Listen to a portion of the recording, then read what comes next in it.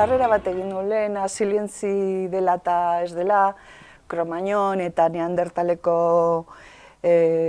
bizimodu horretatik sortutakoa, bai? Eta ja hor jartzen geha 8.000 urte, 9.000 urte inguruan. Orduan, badakigu Asilientzi gizakia hemendik bizi zanela, bai? Ikusten duzue. Orduan da, lehen aipatutako aterpeak, Akitano, Kantauriko ibilbide horretan.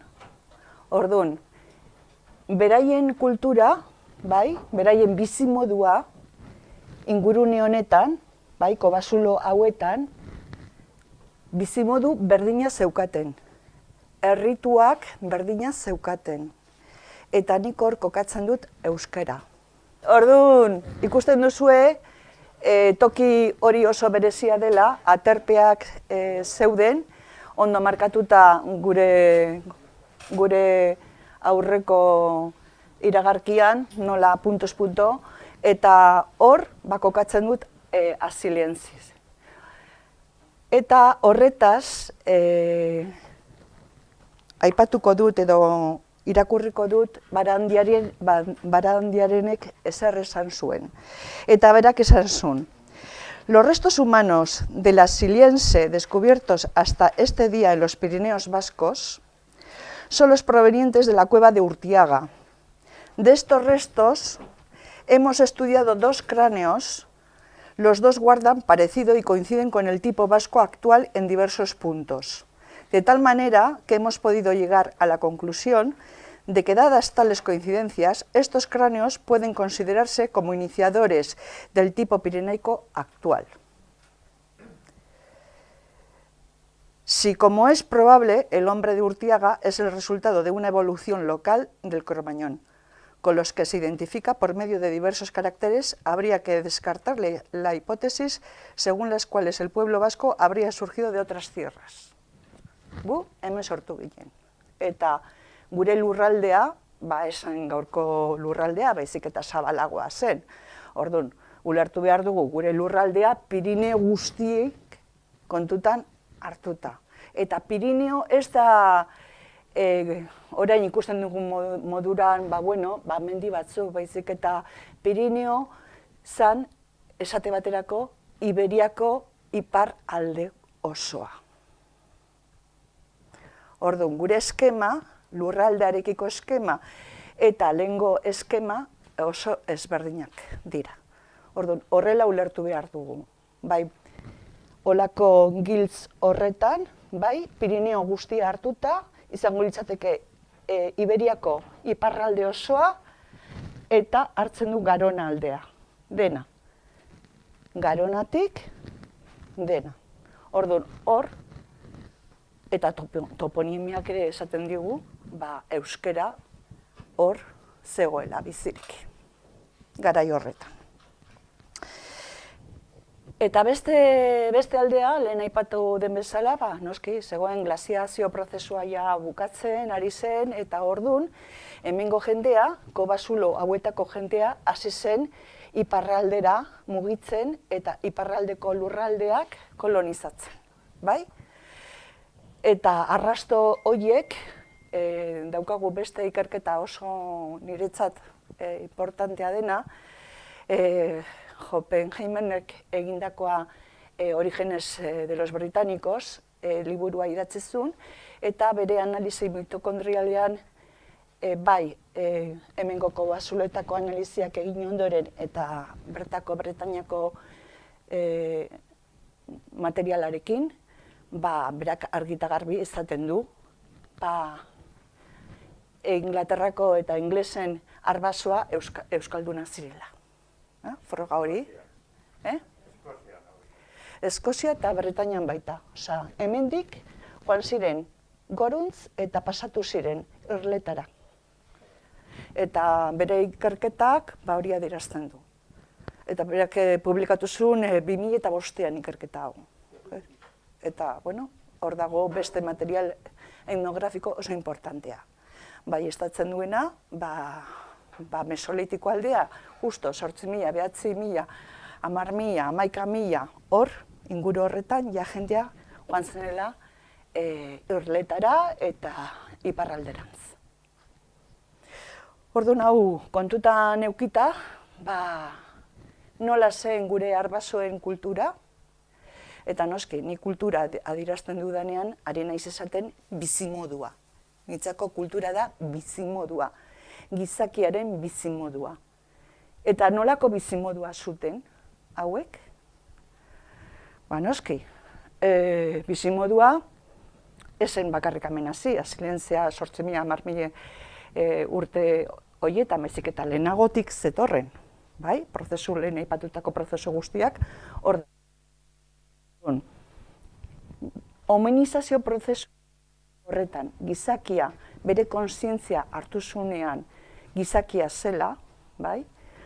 Punto horretara heltzen garenean, ama eta umearen arteko harremanak, afekto horrek, sortu zuen klanaren bizimodu bat. Eta bizimodu hori zegoen amaren ikuspegitik antolatuta. Momentu hori, amak behar duena babestu bere umea, eta beste amek behar berdina daukatenez elkartu ziren, eta hortiz sortu zen klanaren bizimodua, amaren aldetik zetorrena. Bai? Orduan, hor agertzen da, kultura matrilineala. Beste batzuk aipatzen dute matriarkala dela, bai, ikerketa ezberdinak. Baina niri gustatzen zait gehiago matrilineala adieraztea eta arrazoiak emango dizkizuet.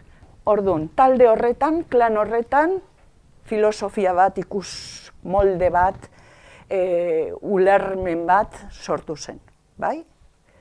Baina, klaro, ulermen hori esan dudan bezala, eta beste diapositiban agertzen da, herri naturalak, bai? Eta zergatik jartzen dute herri naturalak? Beraien bizimodu eta filosofia guztia zegoenelako partekatuta lurraldearekin. Ama lurraren mugimenduarekin, ama lurraren prozeso guztiekin. Beraiek kontsideratzen ziren partaideak. Ez ziren ikusten lurraren gainetik, baizik eta lurraren partaideak zirela. Eta lurra errespetatu behar zela, ze lurrak ematen du janaria, lurrak ematen du berotasuna, lurrak ematen du kobazuloak, etxea, lurrak ematen du fruituak, abereak, eta bizitza. Eta lurra ez baldin bada errespetatzen, gizakia galduta dago. Eta beraiek oso argi zeukaten hori, horregatik ni deitzen diet herri naturalak. Eta herri naturalen bizimodua eredu matrilineala. Amaren aldetik sortutako gizarte bat, amaren ikuspegitik. Bai? Eta orduan, beraiek antolatu zuten dena gizartea, sistema, ekoizpen sistema, harremana sozialak, eta pertsonalak baita. Beraiek hartu zuten gizakia osotasunean. Bai? Eta horretaz aparte, nik nahi dute azpimarratu, hori, amaren ildotik sortu zutenela harreman guztiak, ikuspegi guztiak, izarterekiko eta klanaren funtzionamentu guztia. Hori izan da, gizakiaren lehenbiziko estadioa. Baina ez bakarrik Europan, mundu osoan. Eta horretan ditugu aditu batzuk, ondela aspaldi, 19. mendean hasi zinela ikerketa hauek egiten, eta hor dugu Bienako eskola famatu bat, eta hor dugu Van Hoffen, dugu baita Engels, eta gero baita Morgan bat, Irokesakin egin zuna landako lana, beraiekin bizitzen eta jasotzen ikerketa oso sakona, 19. mendean. Eta hortik ere, baieztatzen da, beraien ikerketatik ere, baieztatzen da, gizakiaren lehenbiziko estadioa planeta osoan zenela kultura matrilineala, amaren ildotik sortutakoa, amaren ikuspegitik antolatutakoa. Bai? Eta bueno, zelako antolaketa dago hemen, noski, hemen airetasuna amaren aldekoak, amaren aldetik datozen guztiak, etxe batean bizi ziren. Bai? Amaren umeak, umearen umeak, amaren hildotik zetorren guztiak. Eta aita biologikoa hemen etzen bizi. Aita biologikoa bizi zen, umeen aita biologikoa bizi zen bere amaren etxean. Bai? Eta lehen aipatu den bezala, Josuk aipatu den bezala, hemen aurkitzen dugu bukaera. Eta bukaera honetan, noski berak esan du, oso ondo esan du, linaje esan nahia, baina amaren aldeko linajea, amaren aldeko leinua. Horregati da bukaera. Eta Bienako eskolak, beraien ekarpenetan ere esaten du, olako bukaerak direla kultura matrilinealean sortutakoak. Eta ez dutena bukaera horia, ja daudela patriarkatuaren prozesuan sortutako izenak. Bai? Orduan, importantea da, gure izenak eta euskera zorionez zenide egitura horretan, behitu paleolitikoko zenidetasuna agertzen zaigu gure euskeran. Alaba, Iseba, Osaba, Aita Narreba, Ama Narreba, bai? Eta agian, euskalkietan gelditzen zaigu beste batzuk, baita, hemen ez ditugunak jasota. Neba, orduan, hori da lehen biziko estadioaren zenide egitura. Noski, kostatzen zaigu gaurko mentalitatearekin hori ulertzea, baina hori da lehenbiziko estadioaren egitura. Eta holako zenide egitura agertzen da, bai irokesen artean, eta beste etnia eta beste toki ezberdinetan. Tibet aldean adibidez, ere agertzen zaigu. Eta gero, nola antolatzen ziren janaria eta jatekua eta beraien bete beharrak asetzeko? Noski, auzolana erabiltzen zuten. Eta gero, beste aldetik, beraien arazoa konpontzeko eta beraien erabakiak hartzeko nola funtzionatu, batzarraren bidez. Eta eskema hau agertzen zaigu herri matrilineal guztietan. Guztietan.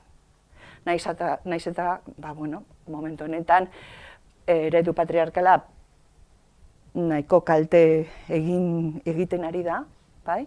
Eta hor nasketa historiarekiko sortutako nasketa batzuk ere ikusten dira. Baina hau da lehenbiziko estadioa.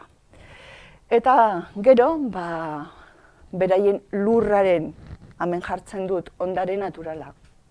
Bai? Ondare naturala, beraientzat lurra dator arbasoengandik. Osa, lurra ez da guk orain ulertzen dugun bezala, baizik eta arbasoengandik etorritakoa da. Eta lurralde horretan biziko dira gure umeak, gure umeen umeak eta gure umeen umeak. Eta ikuspegi horretatik lurraldea da komunala. Hori da argudio nagusia komunala izateko.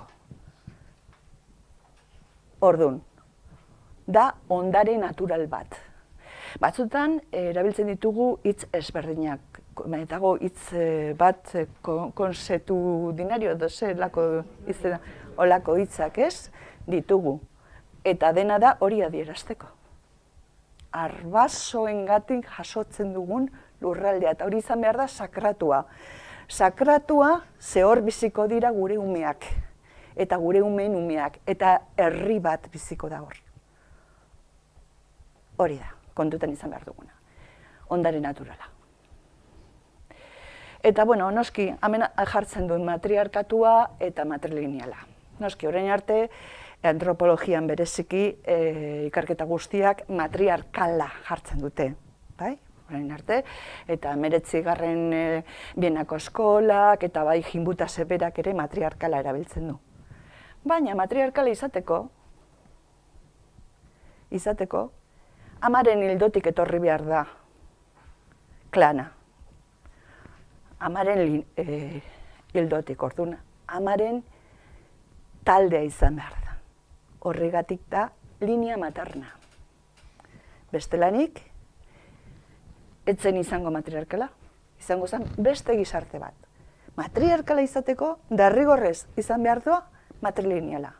Amaren taldeko pertenentzia izan behar du. Bestela ez da izango matriarkala. Eta patrilinealarekin gauza berdina. Patriarkala izateko, patrilineala izan behar da. Taldea, aitaren pertenentzia izan behar du. Bai? Orduan, nahiz eta gero, bereiztuko ditugu ezberdintasunak. Ez daukazar ikusirik. Matriarkal bizimoduak, patriarkal bizimoduarekin. Oso, eta ikusten da hemen. Bai? Zelako familia, klana, sistema produktiboa, ausolana, politikoki, erabakiak hartzeko, batzarra, eta ondarea, naturala, komunala. Hor, bestean hori ez da ikusten, kontrakoa ikusten da. Orduan, hau da garrantzia dauka zergatik matrilineala, matrilineala da amaren hildotik datorrena, eta horre sortzen du gizarte matriarkala. Bestelanik ez litzateke izango. Bai? Eta bueno, hemen ikusten denez, propietate komunala ez da agertzen, ondare naturala ez da agertzen. Lurra beti izango da batena, bai? Eta bere izango da agintaria. Zoritxarrez, garai harretan, guk ikusi duguna gure Europan, sartu zirenean patriarkalak, jefe militar baten eskuetan sartu ziren, horregatik agertzen da gizona. Gizona. Agintaria, boteretsua, beste guztia bere azpian. Eta orduan, hemen ikusten da hildo nagusia. Eta hemen zer gertatzen da. Zergatik Europan dugu patriarkatua. Ze lehenbiziko estadio izan bazen matrilineala edo matriarkala, nola demontre gaur egun gauden bezala. Bai?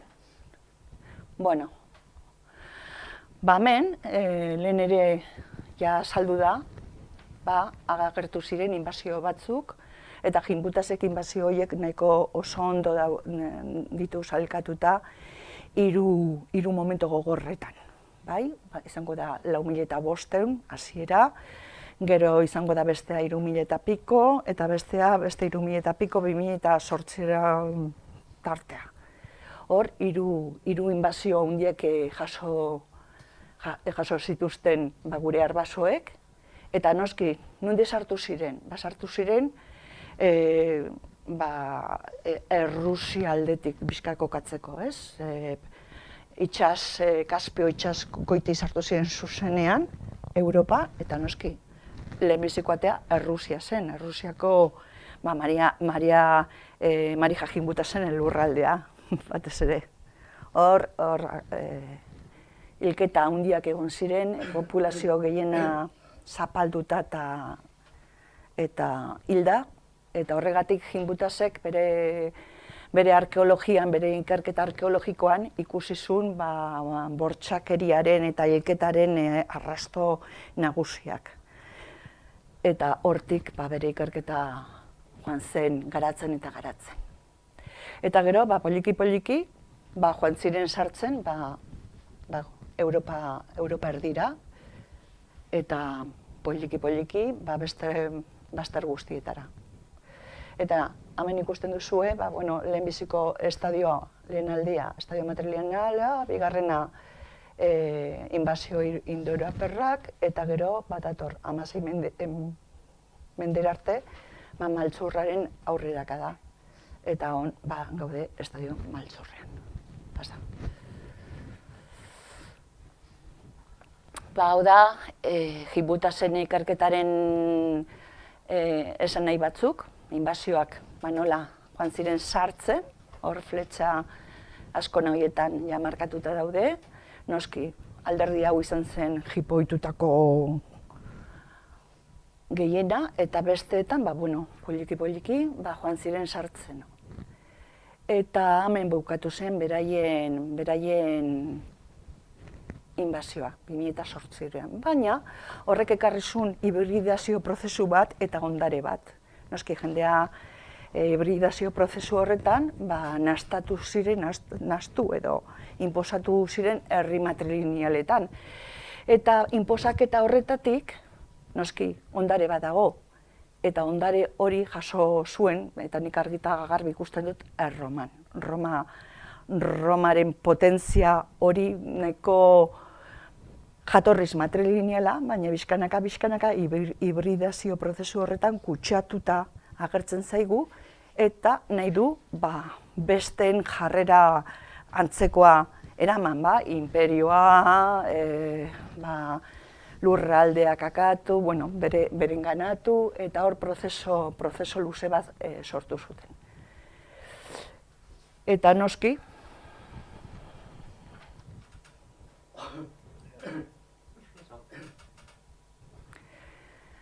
nik hemen jarri du fletxa zuzenean gurea, baina ez da bakarrik gurea. Fletxa hori egon behar zen sakabanatuta Europa guztian. Ze erromatarrak bere inbazioa eta bere konkista egin zuten imperio edo Europa guztian. Orduan, gezi hori ikusi beharko litzateke zabalduta toki guztietara. Eta noski, guk euskaldunok zorionez esango dugu, mantentzen dugu arrasto nagusiak. Kultura matrilinealaren arrasto nagusiak. Ondare komunala, batzarrak, toki askotan hori mantentzen dira, gure etxeko Andrearen figura, osabaren presentzia, zen naiz eta gure arbasoetan aitaren funtzioa etxean osabak egiten zuen, bere lobekin, orduan, oraindik gure kulturan osabaren presentzia nabarmentzen da, familietan. Eta jarraitu genuen, guk gure kulturarekin, nahiz eta inbazio hauek izan gure inguruan, eta propietate pribatua inposatu, ze azkenean Romak egiten duena da propietate pribatua inposatu, patriarkatua inposatu, familia ezberdin bat inposatu, edo gutxienez beraien artean hori zen pultzatzen zutena, eta hemen gero heltzen da momento kritiko bat Roman imperioa galtzen hasi zirenean. Imperio galtzen hasi zirenean, balako batean, hori ere aipatu da Konstantinok, kristautasuna bultzatu zuen eta legalizatu zuen, eta badago teoria ezberdinak kristautasunari buruz, batzuk eta ikerketa bat dago, esaten dutenak izan zenela asmakizun bat, Latanzio eta Eusebioren arteko asmakizun bat, komeni zaiola Konstantinok onartu zuen inbentzio hori, asmakizun hori, eta hortik inposatu zen kristautasuna. Hori da teoria bat, baina beste teoria asko daude. Hau da azkenetakoa. Orduan, nahiz eta asmakizun bat izan edo ez izan, beraiek erromatarrak hasi ziren inposatzen kristautasuna beraien kolonietan. Baina ordurako koloniak eta territorio lurralde asko askatzen hasi zen. Eta hor agertzen zaigu gauden matxinadak eta hori eman zen lurralde guztietan. Gauden matxinadak lurralde guztietak eman ziren, eta batez ere beraiek erromatarrak esaten zuten hori izan zenela botere patriarkala erromatarrak kaltea handia eta injustizia handia sortu zuten erelako beraien latifundioetan. Eta orduan jentea hasi zenela, errebueltako horiek eta matxinada horiek ematen. Baina horretaz aparte, baita zegoen indigenak berreskuratzeko beraien herriak eta lurraldeak hori ere hor zegoen, ez? Orduan hori eman zen Europa osoan, kolonia guztietan. Errebuelta horiek eman ziren. Orduan, hemen dago beste prozesu bat.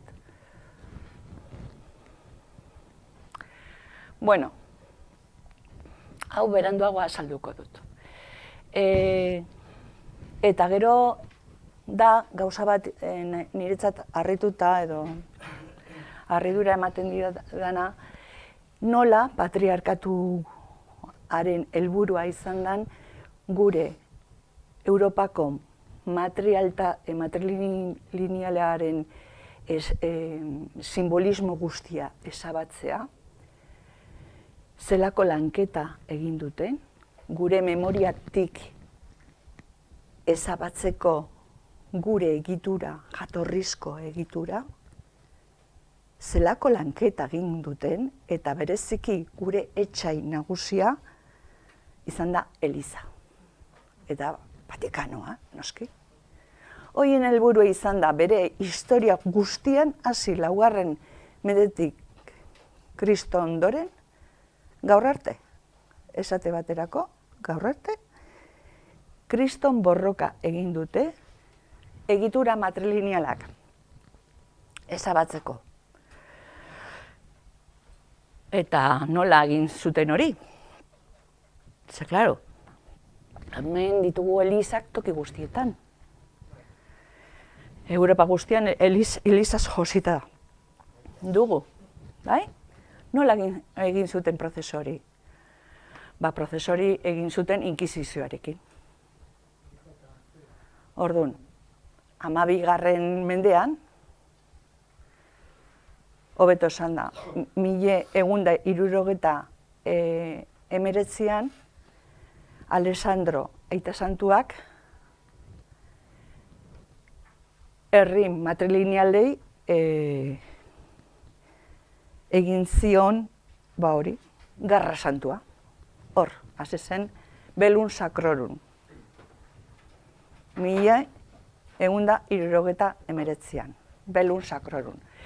Eta hor zen akatzea Europako herri matrilineal guztiak. Eta nola egin zen prozesu hori?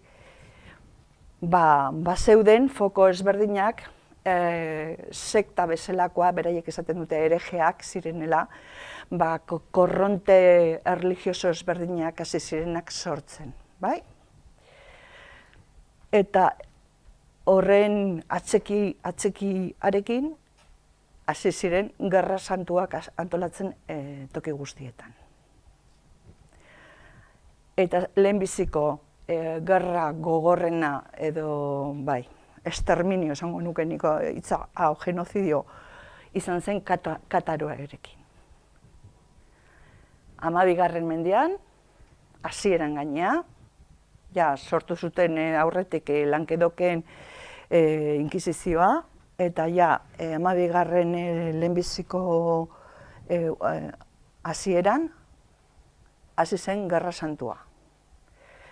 Okzitania guztia garbitu zuten, eta, klaro, hor hil zituzten katolikoak, kataroak, albigensiak eta denak. Denak hil zituzten. Eta zergatik? Zergatik hori? Azkenean horren azpian dago, foruak, bertako foruak, beraien lurralde komunala, ondare emakumearen presentzia eta boterea, azkenean kultura matrilineala akatzeko. Eta, egin zuten lehenbiziko esterminioa. Eta gero jarraitu zuten. Gero, 1512an, Espanabil gaizki, Nafarroko Aita Santua Julioak Kastilari agindu zion Nafarroko inbazioa eta konkista militarra egitea, eta hor ere sartu zuten inkisizioa, ondoren. Eta beti daude Aita Santuak. erdian. Beraien aginduak. Eta aita santuak ere, esan zion, errege katoliko hori, berak egin behar zuenela konkista militar hori. Orduan, dena dago, prozesu guztia dago antolatuta, aita santu eta Vatikanoaren bitartez. Eta dena herri matrilinealak akatzeko.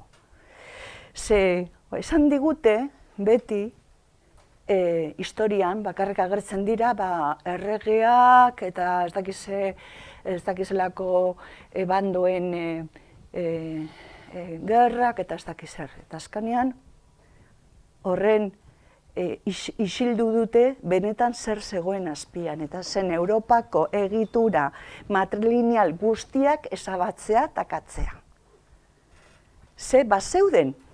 Bazeuden, lurralde komunala bazeuden. Emakumeak askatasun osoz bizi ziren. Ze orain modan jarri da, brujeria edo inkisizioa jarri zen emakumea librea zirelako. Eta zergatik ziren libreak? Zergatik ziren emakumea librea Europan? Egitura matrilineala zutenelako, bizimodu matrilineala zutenelako. Eta gero sortu ziren beste mugimendu batzuk deitzen direnak Los Hermanos del Libre Espíritu, ez dakiten entzun da daukazuen olako mugimenduak, eta emakumeak zeukaten abotsa nagusia, eta eskatzen zuten matrimonio ez, esaten zuten, matrimoniorik ez, privatizazio ez, lur pribatuak ez, eta dena ziren aldarrikatzen zuten guztiak ziren eskubide matrilinealak. Denak. Eta sekta edo beraiek esaten zutena sekta hoiek eta emakume hoiek eta gizonezko hoiek, azkenean zeukaten inkisizioa atzetik. Eta gero sortu ziren, horrekin batera, sortu ziren Europa mailan, Inglaterran, Frantzia, Italia, Galizin, Katalunian, eta beste tokietan eta Alemanian ere inkisizioa sartu zen, baina oso gogorra izan zen prozesu hori, Alemaniako prozesu hori. Eta nire errebueltak handiak egon ziren, hori izaten dena erderaz las revueltas campesinas, nekazaritzako matxinadak. Hori zen. Herri matrilinealan burruka patriarkalaren aurka, beraien burua defendatzen. Hori izan zen Europa. Orduan, guzurra asko esan digute, hemen ez zegoela ezer, Europan ez zegoenela ezer, dena asmakizuna dela, baina hor dago historia, eta hor daude, frogak hor daude.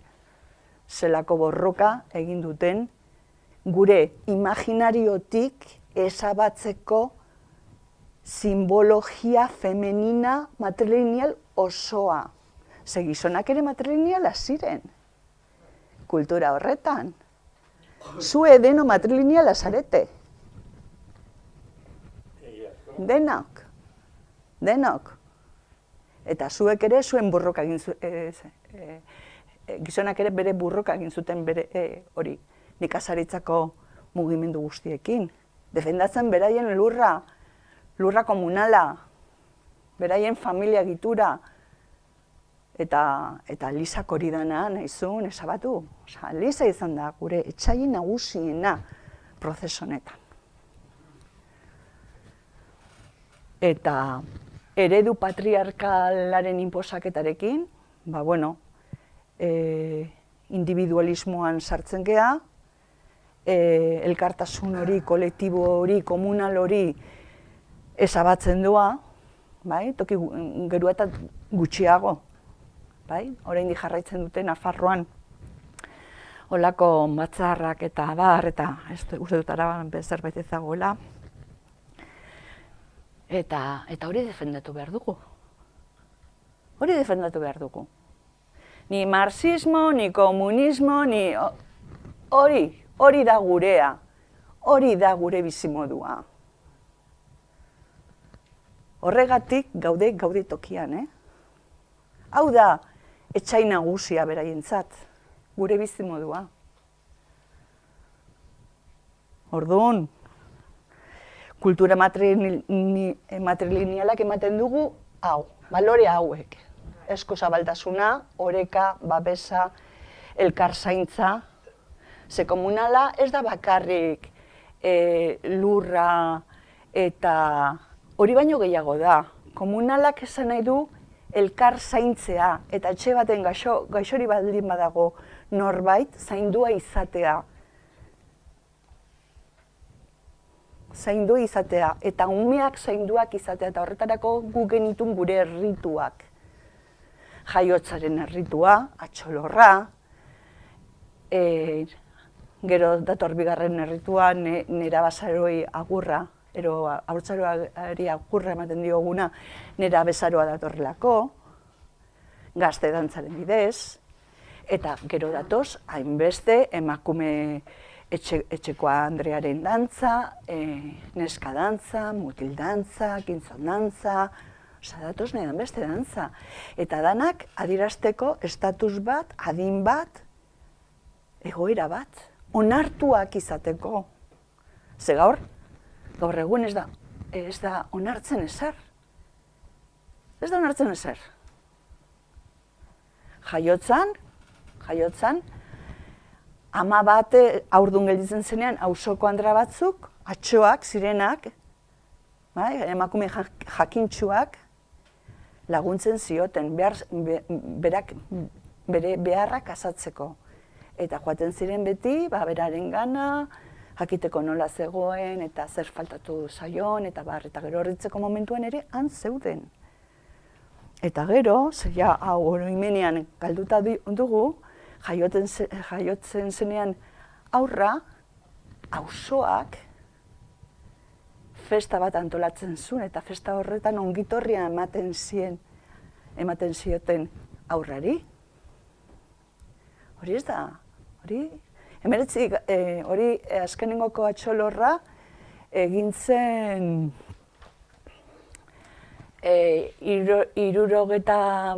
irurogeta markadan, bai, atxolorra. Euskal jaiotzan erritua. Bai, lehenago, ez dago, geroago ere egin izan dute. Bai. Eta orduan, gelditu da memorian emakumeen gauza dela hori, eta emakumeen festa dela hori. Eta hori ez da emakumearen festa. Hori da herri baten jaiotza erritua, euskal jaiotzaren erritua. Eta gazte dantzarekin antzeko gauza. Zeuden bi prozeso elkarrekin zijoanak. Gazteak heltzen zirenean 12 urte horrela, aldaketa fisiologiko egoten zenean, adine horretan, hasten zen dantzaren bidez, herrian azaltzen ziren dantza, agurtzeko haurtzaroa nerabean sartzen zirelako. Eta hori zen, herriak onartzea aurroiek nerabezaroan sartzen zirela. Eta zeukatenela beste eskubide batzuk eta beste bete behar batzuk. Eta etxekoak egiten zuten prestatu poliki denborarekin, tresnak beraientzat egun batean aterako zirela bere bizitza egitera. Orduan prestatuak egotea. Eta horrek eskema mental bat sortzen zuen gazteengan, esanez, ni badaukat, aterako naiz etxetik tresna prestatuta, psikologikoki hori hortzegoen. Eta hori ere galdu dugu. Orain nerabezaroan sartzen dira eta ez dakite nerabezaro hori noiz bukatuko den. Ez dagolako hori. Orduan. Eta gero neska dantza, gizon dantza eta hori dana gauza berdina. Segun eta zelako estatusa hartzen zenun, zegoen dantza bat, auzoak edo herriak onartzen zuela zure egoera. Onartua. Ez pasa, onartua ez existitzen. Rituak existentzia ematen dute pertsonari. Etxean etxekoek eta herriak herrian. Eta orduan ikusten duzue, gure bizimodua zenela, bizimodu oso bat. Eta hori kendu digute, edo alegintzen dira, kentzen ze oraindik astarnak, baditugu, zorionez. Eta esango genuke, Europako azken herri matrilineala garela. Azkenetakoak. Orduan, hau kontutan izan behar dugu, patriarkatua zer ematen digun. Norgehiakoa, dominazioa, individualismoa, txaikeria, jabego pribatua, eta bizitzan, urduritasuna, antsitatea, agresibitatea, estresa, bakardadea, bortxakeria, ustatasuna. Hau dugu. Hau dugu. Horregatik ni makumena jaten dira. Ni neu, makume, hori da. Arrek, mesedez. Eta orain zer gertatzen da Europan? Europan egoera larria dugu, ze astarna gutxi daude, eta tokatzen zaigu beste herriekin harremanak sustatzea. Hori izango litzateke gure beste lan bat egin beharrekoa. Nahi badugu gure burua, gure herria aurrera bota, bai, iraupena bizitza izateko, gure egoera izango litzateke beste herriekin elkartzea. Nik uste dut beste herriekin hasten baldin bagea elkartzen, seguruena ulertuko dutela dena primeran.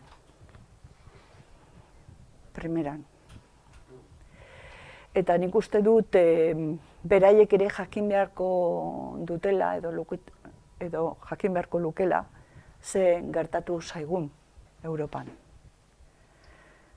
Ze zoritxarrez, matrilineala edo matriarkala hitza erabiltzen dugunean, ematen du dela hori paleolitikoa. Hor gelditzen da. Ez da hor gelditzen. Gu gaude egoeran matrilinealak ginelako eta garelako. Hori. Eta beste herriak, Irlanda, Eskozia, eta beste herriak berdin, egoera berdinean daude.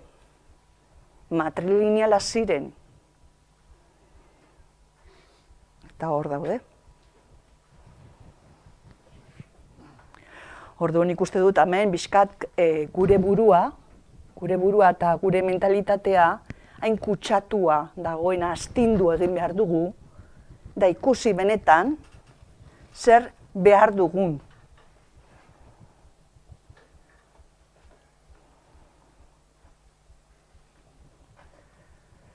Eta noski, lehen esan dut, ez dela bakarrik Europako egoera bat, osea, mundu osoan, eta oraindik badaude tokiak, hori mantentzen dutena, baina ez bagea elkartzen, hemen jai dugu, Gaurko momento historikoan, jokoan dagoena, da matrilineala ezabatzea eta patriarkalak izatea bortxakeria, estresa, esklaboak izatea, edo gure askatasuna. Ez dago besterik.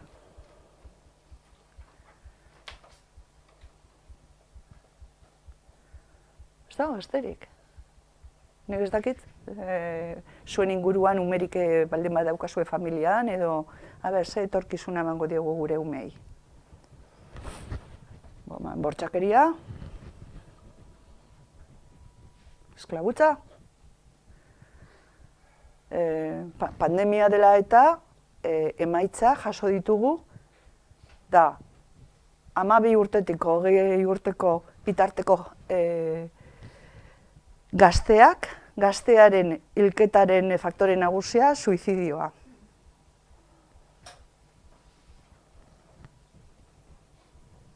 Zer nahi dugu? Bueno, pasa diapositiba ikusteko beste toki batzuetan, bakarrik jarri dute bi toki.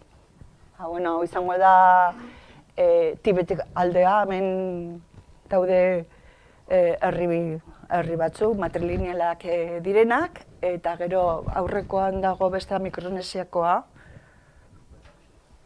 Hau, baita. Australia ingurukoak, Mikronesia, eta gero Afrikan ere ditugu, nahiko, Afrika aldean ere potenteak ditugu, eta gero Hego Ameriketan, bai iparraldean eta bai hegoaldean bietan ditugu herri matrilinealak. Zoritxarrez batzuk nahiko zapalduta, mantentzen dute egitura batzuk, adibidez zapoteka bezala, zapoteka emakumea ekonomia berak sustatzen du, oso ekonomikoki oso independentea da, eta gero tradizio guztiak eta berak eramaten ditu, herriaren bizitzako ardatz nagusia da, eta hor ikusten da baita arrasto matrilinealak hor daudela, umeak eta noski amarekin sustatzen dira, gizona gehiago dago kanpoaldean fabriketan lan egiten, eta baina emakumea ekonomikoki independentea da. Eta gero, homosexual aldetik, gizon homosexuala oso ondo ikusita dago, bertan, baina emakume homosexuala ez. Orduan, ikusten da, hor ere, zelani doan patriarkatua jaten, ez? Eremuak, hibridazio prozesu, mestizaje prozesu horretan, zelani joaten den jaten ereduak eta jaten egiturak. Eta, gu mantendu behar dugu duguna, eta bultzatu behar dugu, gure lur komunala mantentzen, gure bizimodua komunala izaten, aldo den neurrian, zaintza, gure arteko harremanak, eta noski. Ez dakiz zer gehiago esan.